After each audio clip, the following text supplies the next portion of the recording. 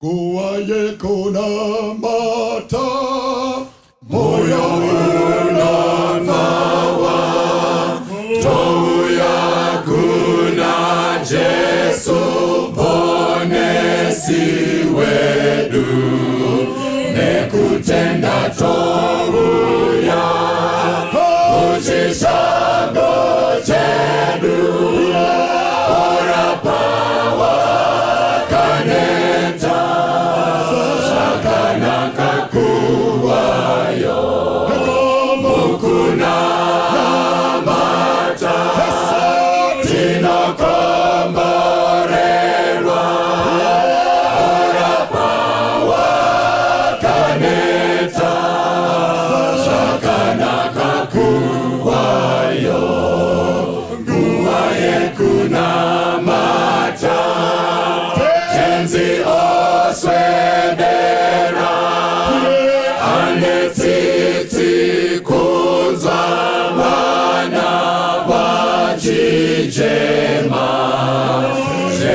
Tino Shisa Amakomba Ake Orapawa Kaneta Shakana Kakuwayo Mukuna Mata Tino Komorerwa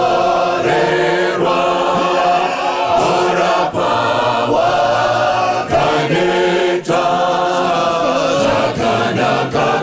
Kuwayo, kuwaye kuna mata, hapo wanoyeza, zoisa kuna jensi anobazira, nemoyo wekuzira, ovisa shinetso,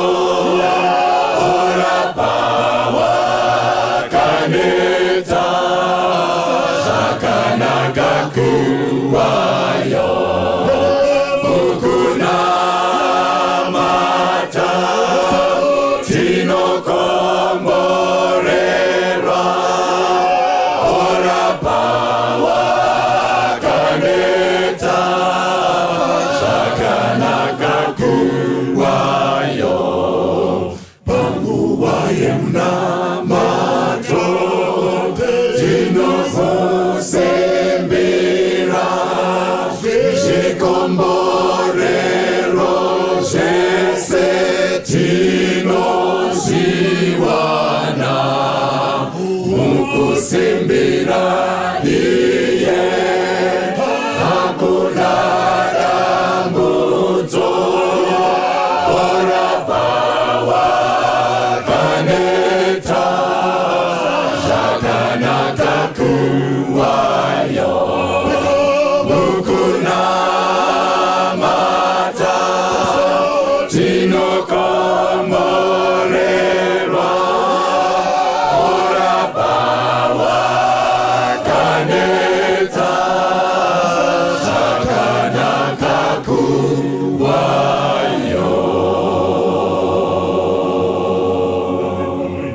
wena moyo yingwele sekuka tulindile ngesandla mangiholwe mina mhambliyethane okhathele abonge izilo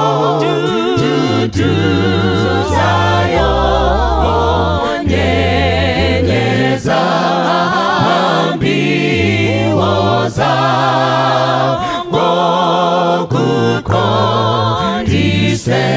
ngokuqondisekaya mhlobo wetosizayo uyathandaza mayo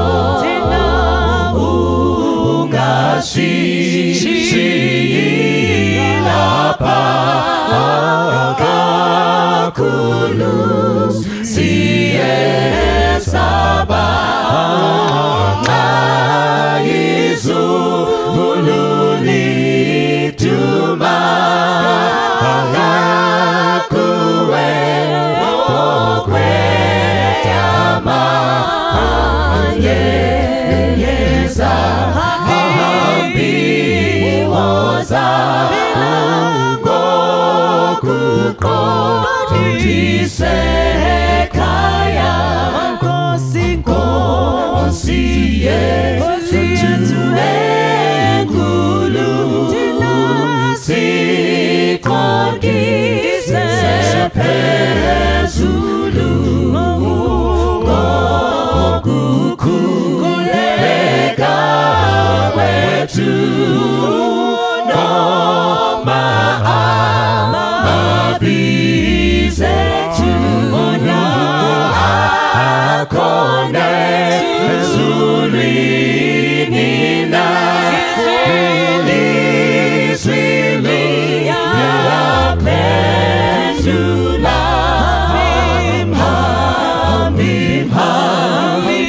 Biwozala Gokuko Tisekaya Kosiye tuwe ngulu Sikogi sepezulu Gokukuleka wetu No mabizetu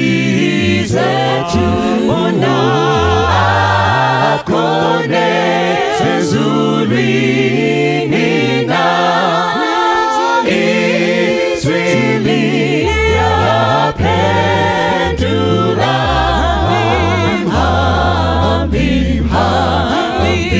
Biwozala Gokuko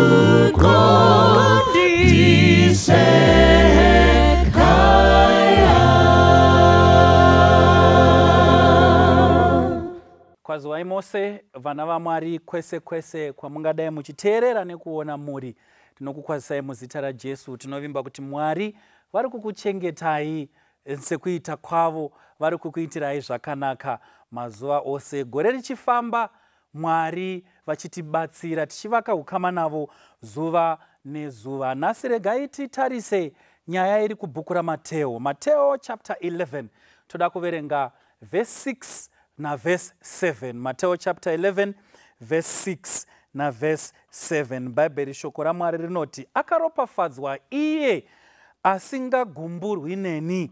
Ava vakati vachienda, Jesu akatanga kuudza vanhu vazhinji pamusoro paJohani akati, makanga mabuda kundooneiko kurenje? Rutsanga runozununguswa nemhepo here? Mwari varopafadze kuverengwa kweshoko ravo. Ngatinamatei. Baba vedu vari kudenga, muzita raJesu tibatsirei tigone kuwana kurudziro inobva kwamuri, kurudziro inobva mukati meshoko renyu, mukuvhuvhuta kwemhepo. Baba vari kudenga tibatsirei, mutiitirewo zvakanaka. Uyu ndo munamato wedu muzita raJesu, amen. Musoro wenyaya unoti rutsanga nemhepo. Musoro wenyaya unoti rutsanga nemhepo. Now taverenga kuna Mateo. Mabhuku aya ari mana: Mateo, Marko, Luka naJohani. Kana mabhuku ose ari mukati meshoko raMwari, mukati mebhaibheri. Ukaverenga, ukaridzokorora bhuku, ukariverenga zvakare, unogona kunzwa kuti uyu munyori ane dingindira raari kufamba naro. Kubva kwekutanga kwake kunosvika kwekunopedza kwebhuku, unogona kunzwa kuti ane nyaya yaari kuedza kutsimbirira. Unogona kudzinhonga dziri mbiri dziri nhatu, asi haushayi 1 kana 2 dzaunonyatsokuona kuti iyi ndo nyaya iri kutsimbirirwa mukati mebhuku iri. Saka ukaverenga bhuku raMarko, Marko ari kunyora to the elite Romans. Okay? Vaive nezvinhu zvavo, vaive netunhu tavo vanhu ava. havana chavaishaya. Saka they were a people who were used to being served rather than serving. They were a people who were used to being given rather than giving. They were a people who were used to getting things done for them rather than getting things done for others. Ava ndo vanhu vaigezeswa tsoka, kwete kugezesa tsoka dzevamwe. They were there to be served and not to serve. Saka Mako paanodzidzisa achinyora pamusoro paJesu, anoti Jesu uyu, he came not to be served but to serve. Saka ari kutopa ma-elite Romans muenzaniso unonzi Jesu, kuti kana uchida kuva mukuru iva muranda. Ari kutopa maRoma aya muenzaniso wekuti anozviti ndiri muKristu anopahapiwi, anozviti ndiri muKristu anogezesa tsoka dzavamwe, anozviti ndiri muKristu anoitirawo vamwe. Jesus came to seek and save the lost. He came not to be served, but he came to save. Bhuku raRuka, Ruka ukamuverenga, rimwe dingindira rake raanoburitsa pakati pemazhinji amunogona kuwana pamuchariverenga, munonzwisisa kuti Ruka anopresenta Jesu kuvanhu iri shamwari yavatadzi. Ndosaka muchiona ndiye oga Ruka anonyora about the prodigal son. Chapter 15 ichitobuda kunonzi Jesu akanga akaunganirwa navatadzi navateresi, asi haana kuvadzinga, akavagamuchira. Prodigal son nyaya yaichinyorwa, Jesu aitopiwa mhosva kuti ko sei uchigamuchira vatadzi. Saka anga akuedza kuzvirwira kuti aiwaka, ini ndakafanana nababa vemwanakomana murashikuru, handitsvaki zvakawanda kana mutadzi adzoka kumusha ndinomugamuchira. Nemhaka yei? Nekuti akauya kuzotsvaka chakarasika. Johani kana achinyora anoda kuti vanhu vanzwisise kuti Jesu ndiye Kristu, mwanakomana waMwari. Kana muchida kunzwa dingindira rebhuku raJohani, munoenda pana chapter 20 verse 30 na 31.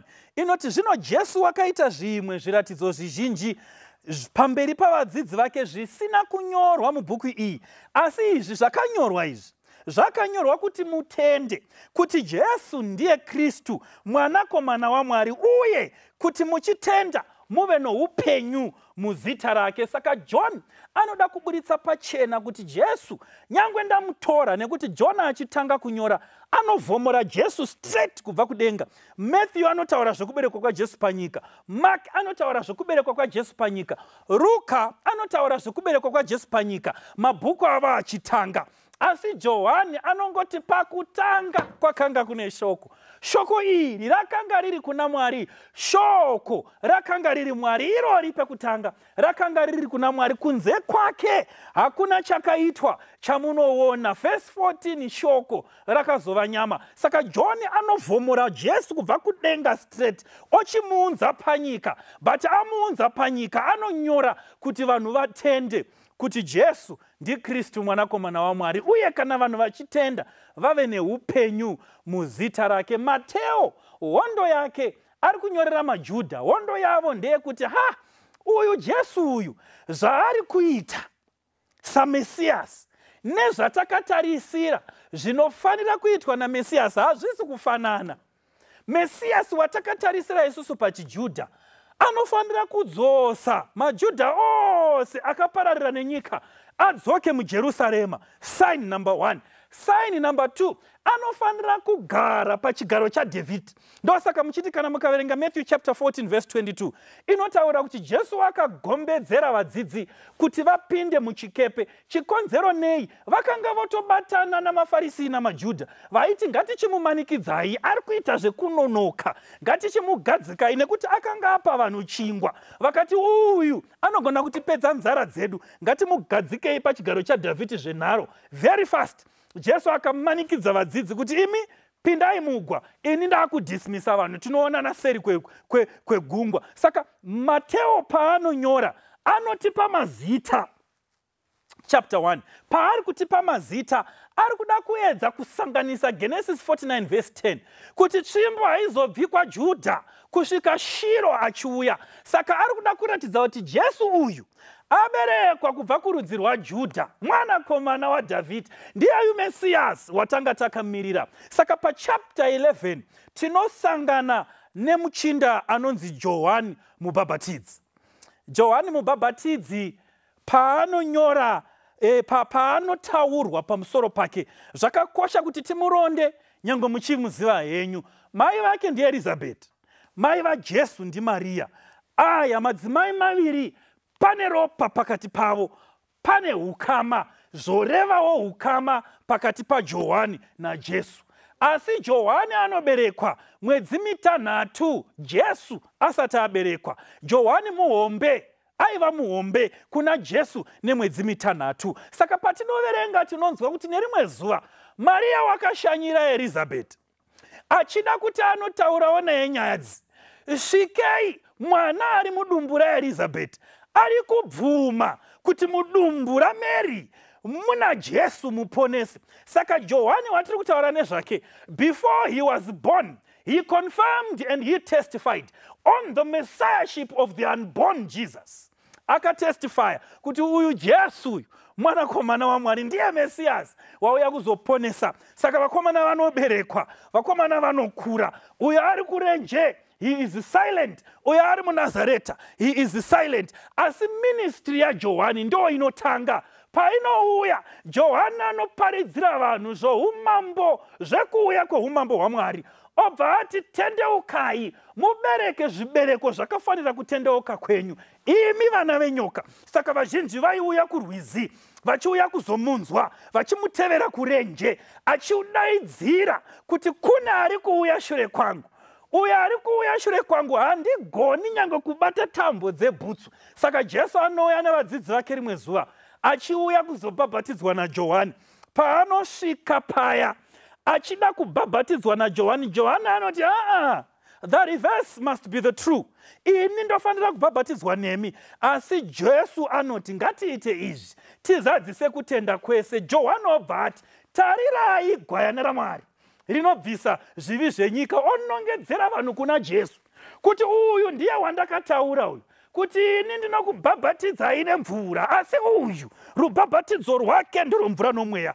Uyu ndiye achakubhabhatidzai, ini ndiri kuita zvemvura. Saka Johani basa rake akakura nzira, ndobva vatanga kufamba vese vachiparidza, umwe ari pane rimwe divi, umwe ari pane rimwe divi, vari munzvimbo imwe chete vachiparidza, uyo navadzidzi vake, kusvika vadzidzi vaJohani vati, ko uyu akutotora vadzidzika uyu, zvekuti vamwe vaJohani vakatoenda vakatanga kufamba naJesu. Vamwe vakasara vakati uyu akutotora vadzidzi. Johani akati wanzwisisai chinhu ichi, ini handimuridzi wenyaya, ini ndaingokura nzira, ndini ndakakura nzira, iye uyu ndiye mwanakomana waMwari, ini ndiye wandaitaura nezvake kuti handingagoni kusunungura tsapata dzake. Saka Bhaibheri, shoko raMwari, rinotibatsira kunzwisisa basa rakaitwa naJohani pakugadzirira kuuya kwaJesu nekubata basa kwakaitwa naJesu. Bhaibheri, shoko raMwari, rinobva rati pavhesi 2, Johani ari mutorongo akasungwa, asungirwa mhosva yekuti atsiura Firipi, kuti atsiura Herodhi, kuti watora mudzimai wemunin'ina wako Firipi. Hazvitenderwi. Akabva asungwa. Moda kuti munzwisise kuti ari mujere raMakeurasi akagara mwedzi mitanhatu. Paagara mwedzi mitanhatu, Bhaibheri, shoko raMwari, pana Matthew chapter 4, toda kuti tipaverenge tese, rinotaura mamwe mashoko anoita kuti ndisabatikane zvakanaka. Chapter 4 verse 12, Jesu akati anzwa kuti Johani asungwa, akaenda Garirea. Jesu azvinzwa kuti Johani wasungwa, ende anoziva zvakaitwa naJohani, anoziva basa rakabatwa naJohani, ukama huri pakati pavo anohuziva. Asi panosungwa mukoma wake, iye anotama, otoenda hake kune imwe nzvimbo sekunge asiri kuzviziva kuti Johani, unoziva kana pane chinhu chinorwadza, kuti munhu waunotarisira kuti akubetsere ndiye anotokutaurira kuti zvionere. Saka nemamwe manzwi Jesu ari kufuratira Johani ari kuti haiwa iyi mukuru ndeyenyu iyi, zvionerei. Kana mune madhiri amunogona kuita kuti mugadzirise, gadzirisai, zvionerei. Saka John anogara mujere 6 good months arimo, ndo paanozotuma vadzidzi. Chapter 11 verse 2. Zvino Johani ari mutorongo akanga anzwa, saka nyangwe anga ari mujere, zvaiitika kunze aizvinzwa. Jere rake rakanga riri accessible, aigona kutuma vadzidzi vachiuya kwaari. Saka Bhaibheri rinoti akanzwa zvakanga zvaitwa naJesu, akatuma shoko navadzidzi vake achiti kwavari, ko ndimi akanga achinzi unouya here, kana tichatakatarira mumwe? Now mukatarira varire kuti mumwero, another, Greek ine mavara maviri anotaura kuti another. Ine vara rinonzi alos, rinotaura kuti another of the same kind. Yozoita vara rinonzi heteros, rinotaura kuti another of a different kind. Saka iri rinoshandiswa apa iri handiro rinoshandiswa pana John chapter 14. Jesu paanotaura kuti ini ndaakuenda kuna Baba, asi ndichakutumirai umwe munyaradzi, I will send you another comforter. Anoshandisa varire kuti alos, rinoreva kuti another of the same kind. He operates like me, he thinks like me, he functions like me, his purpose is the same as mine. Saka mweya mutsvene paanouya haana chitsva chaanotaura, asi anongotaura zvaJesu, because he is another of the same kind. Ndo saka ndichiramba kuti mweya yaveko mazuva ano iyi handiyoba mweya, nekuti Jesu haaisaita maitiro ari kuita maprofita emazuva anhasi, ende mweya mutsvene haagoni kuuya achiita zvimwe zvinhu zvinyuwani, zvimitaktiki zvinyuwani. Anoita zvaJesu. He is another comforter of the same kind as Christ.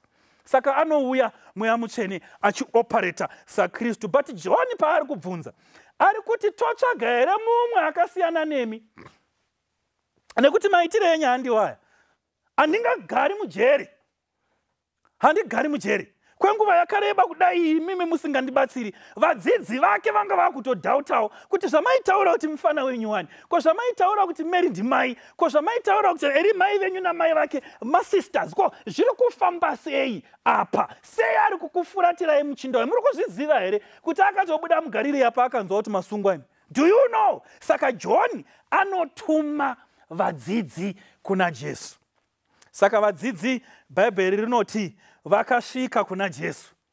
Vasvika kuna Jesu, mweya wachiprofita mukauverenga unotaura kuti paakanzwa mubvunzo Jesu haana kupindura.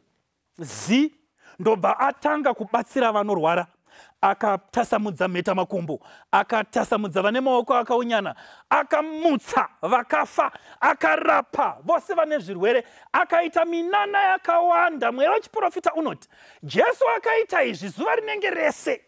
Vadzidzi vaJohani vakauya anenge mangwanani, asi vakazopindurwa anenge zuva rodoka. Saka Jesu kana opindura anoti, endai mundoudza Johani zvamunonzwa nezvamunoona, zvokuti kudii, zvokuti mapofu anosvinudzwa. Endai munonzwa vanokamhina vanofamba, vana maperembudzi vanonatswa, matsi inonzwa, vakafa navarombo vanoparidzirwa ivhangeri. Jesu obva ati, akaropafadzwa iye usingagumburwi neni. Apedza mukomana apindura. Mukaverenga verse 4 na verse 5, especially verse 5, munoienzanisa na Isaiah 61. Zvikuru sei muchiverenga futi pana Luke 7 verse 18, muchaona kuti mashoko aya anoda kunoenderana. Asi kuna Isaiah kunotaurwa zvekusunungurwa kwevari mumatorongo. Asi pana Mako pana Mateo naRuka, Jesu haana kutaura zvekusunungurwa kwevari mutorongo. Johana ari mutorongo. And Jesus is reciting Isaiah 61:1. But he leaves out kusunungurwa kwevanhu vari mutorongo, nekuti Johani ari mutorongo, and he is not going to set him free. He is not going to do that. Upenyu hwaJohani huri kugumira mutorongo, ikoko ndo kwaachafanira kufira. afamba mileage yake yakwana in the wisdom of God, in the love of God. This must be the end of the life of John. Blessed are you, John, kana ukashaya chikonzero chekugumburwa nekudzokera kumashure nokuda kwemaitiro angu. Saka Jesu anoisa signature pa verse 6. Oti Johani, teerera ndikuudzeka, teerera ndikuudze. Izvi ndo zviri kutoitika. Isaiah wakamuverenga Johaniwe, Isaiah unomuziva, ende chandasirira apa unochiziva, pekusunungurwa kwevari mumatorongo. I'm not coming there. You expect me to come there, but I'm not. Izvi uri kutarisira kuti ndizviite, asi izvi handisi kuita. I am your God. I know what's good for you. I'm not doing this. Jesu obva ataura oti, right, akaropafadzwa iye asingagumburwi neni. Pane kamwe kamuitiro kaMwari kanogona kuita kuti tidzokere kumashure. We may find a cause of stumbling in the wisdom of Jesus. We may find a cause of offense, a cause of going back in the wisdom of God. Pane zvimwe zvatinokumbira munyama yedu. Mwari zvaanoti akatarisa, anoti izvi hazvina kufanira mwanasikana wangu, izvi hazvina kufanira mwanakomana wangu, kana kuti hazvina kumufanira nenguva yaari kuzvida. Mwari oti ngazvimbomira, amboti kure zvozoenda, asi ini ndiri muchimiro, ndiri kutsanya, ndiri kunamata, ndinoenda kugomo muna Juni kuchitonhora, ndinozvinyima zvekudya nyangwe chikafu chiripo, ndinochengeta nherera, ndinochengeta shirikadzi, ndinoita zvose zvinotarisirwa muKristu kuti aite. Rudo ndinarwo kuhama, asi pane icho chinhu chandiri kuda kuna Mwari. Mwari chaari kuti this I may not do for you pawakatarisira, or this I may never do for you. Obva ati akaropafadzwa anoshaya chigumbuso mandiri. Nemhaka yei, nekuti vazhinji vakapa Mwari mukana, vakati Mwari ndiri kukupai gore rino iri, I'm giving you just this year to come through for me in this regard. Mukaregedza, I'm looking for alternatives. Ndotsvaga umwe Messias asina kufanana nemi. I will look for another Messiah of a different kind. Jesu oti, in the wisdom of God, he may not do that for you. In the wisdom of God, Mwari unoona zviri mberi. I cannot see what's going to happen 1 second from now. I do not know. Asi Mwari unoona. Umwe munyori oti, dai taigona sezvinoita Mwari kuona magumo kubva kumavambo, taiti Mwari maita henyu, nzira yamuri kutifambisa ndiyo chaiyo chaiyo. This is the path we must tread. Asi dambudziko redu, we do not see the end from the beginning. So we have a disappointed John, and we have disappointed disciples of John.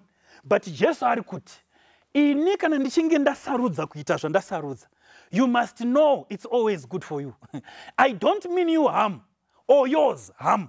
Kana ndine zvandiri kutoita, ndiri kutobika kuti iwe zvikufambire, zvimwe zvacho maziso edu anogumira pedo, aMwari anoona mberi mberi, zvakatinakira kuponeswa kwedu. Saka dzimwe nguva tinogona kunamata tigotsanya, hapana anoda kurinzwa vhangeri iri. But what if God decides to wait just a little bit more? Varipo vakati kuna Mwari, I'm giving you this chance just this year.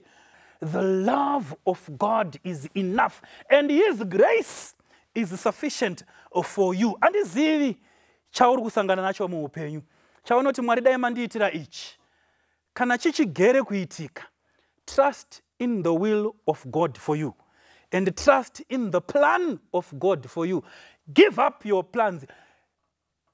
Abraham, pana chapter 12, anonzi siya razuro rako. Chapter 12, siya razuro rako. Enda kwa usingazivi, trust me. Siya razuro rako. Enda kwa usingazivi. Leave your past, leave your fatherland, leave your motherland, leave your relatives and their gods, and come. I will show you where you must go. Akarongedza, akati mukadzi akati tiri kuindepi, akati tichaudzwa, vakainda. Asingazivi. Pa chapter 22, akanzi uya uuraye Isaac. Saka pa chapter 12, anzi leave your past. Chapter 22, akunzi uraya Isaac, akunzi forget your future. Trust in me.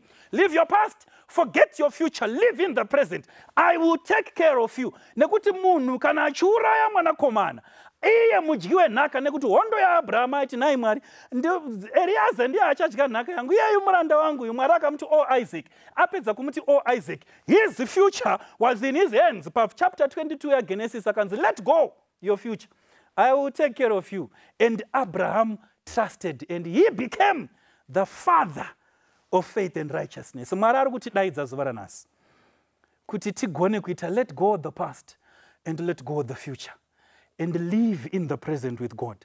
Leave it in the hands of God. Usawana chigumbuso muna Jesu. Kana Jesu ane zvaari kuita muupenyu hwako, let him do it. Ari kutogadzira iwe nhasi, achikugadzira iwe mangwana. Mwari wekudenga dai angatiropafadza muzvimiro zveupenyu zvakasiyana-siyana zvatiri mazviri. Let go your past, let go your future, and the Lord will take care of you. Vaimbi vakati, be not dismayed, whatever betide, God will take care of you. Toda kunamata neomwe anoti, Mwari dai mandibatsira ndigone kumira ndakakumirirai, ndanzwa. You never mean me harm, you never plot for my downfall. Munondida, handifaniri kuwana chigumbuso. Vazhinji vakasangana nematambudziko vakabuda chechi. Vazhinji vamwe vachirimo just to keep the name, nekuti vanozivikanwa kuti vakapfeka uniform kwenguva refu, asi moyo wakafuratira kare kuchechi. Mwari dai angatibatsira taregedza kudzoserwa shure nekuda kwemaitiro aMwari akatifira pamuchinjikwa. Ngatinamatei. Baba vedu vari kudenga, zvamunoita zvakatinakira nguva dzose. Zvimwe zvacho zvinotirwadza, zvimwe zvacho zvinotinonokera, asi Mwari makatinakira nguva dzose. Tibatsirei, mutiitireiwo zvakanaka. Tinonamata tichikumbirawo simba rekumirira, tinonamata tichikumbirawo simba rekutendera kuti kuda kwedu kuvigwe mukuda kwenyu. Tinonamata tichikumbirawo simba rekuti titendere nzira yamakatidhirowera iyoyo, tifambe iyoyo, tisatsvage dzedu dzekugurira nemukoto. Tiitireiwo zvakanaka Baba vari kudenga, tisawana chigumbuso, tigone kurarama saJohani, musoro wakaenda mundiro, akamira pakutenda, nekuti mama musimbisa. Don't find a cause of stumbling in me. Tibatsireiwo Mwari, mutiitireiwo zvakanaka. Ndo munamato wedu muzita raJesu. Amen. Dokutewera kweseko nadzidzako mosimbira ndotondera kundevera pamchinjiko weKalvari. Ora Jesu wanditungamira rwendo rwese mungu wadzese ari shamwari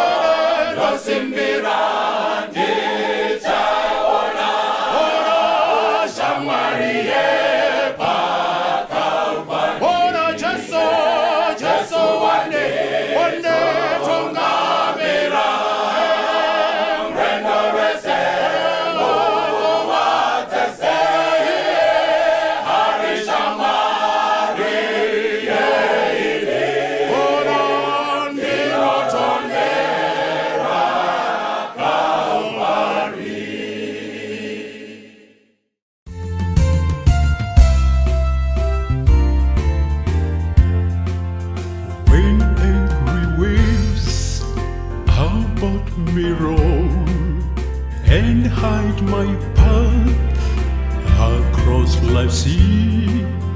No fear alarms my trusting soul, for well I know who pilots me. Yes, well I know, yes, well I know who pilots me, who pilots me across life's sea, across life's troubled sea. The winds may rain, the winds may rain, and waves may sway, and waves may sway, while Jesus pilots all His way. Day after day, though tossed about, and often dangerous rocks I see, there comes to me no fear, no doubt, for well I know who pilots me. Yes, well I know, yes, well I know who pilots me, who pilots me across life's across life's troubled sea. The winds may rain, the winds may rain, and waves may sway, and waves may sway, while Jesus pilots all His way. Oh, each new day brings trials so, though rough the steel, the ocean be, I know that I shall reach the shore. For well I know who pilots me. Yes, well I know, yes, well I know who pilots me, who pilots me across life's troubled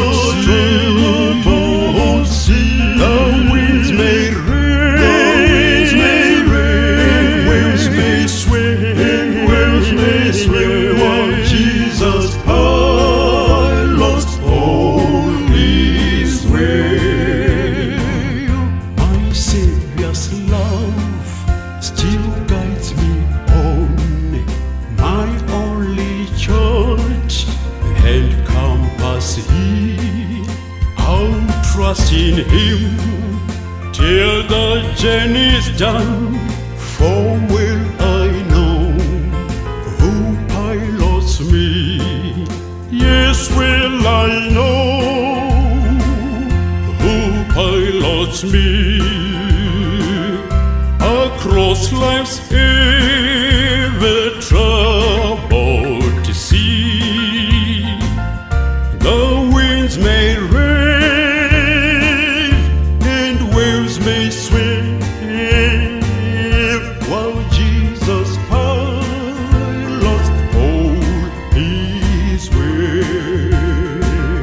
Yes, well I know, yes, well I know who pilots me, who pilots me life's end. Across life's